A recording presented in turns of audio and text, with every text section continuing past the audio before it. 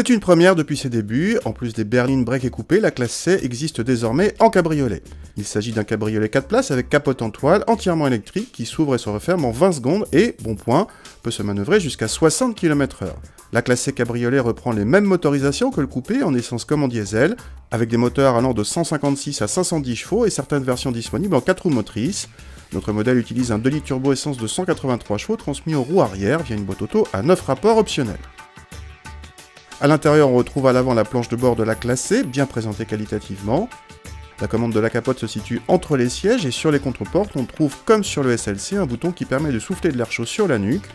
A noter également ce filet entre les sièges arrière, commandé électriquement, et qui atténue les remous aérodynamiques. À l'arrière justement, on est déçu par l'espace disponible, mais surtout par des dossiers trop verticaux, donc inconfortables. Le coffre pâtit d'une ouverture étroite, son volume est équivalent à celui de la série 4 cabriolet. Contacter notre 4 cylindres essence se fait immédiatement remarquer par sa discrétion.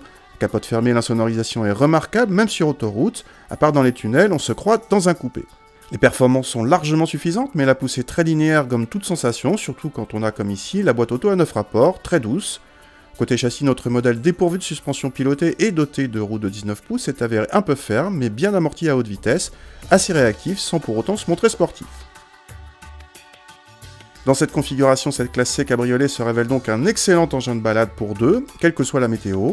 On conseillera juste de ne pas choisir cette finition Sportline, certes sympa pour le look, mais qui entraîne à la fois le châssis sport et les roues de 19 pouces, tous deux préjudiciables au confort. Dernier point de tarif, selon les finitions, le cabriolet vaut entre 7 000 et 8 000 euros supplémentaires par rapport au coupé correspondant. C'est énorme, mais après tout la série 4 fait de même. Cette dernière se montre quand même un peu moins chère, surtout avec les plus gros moteurs.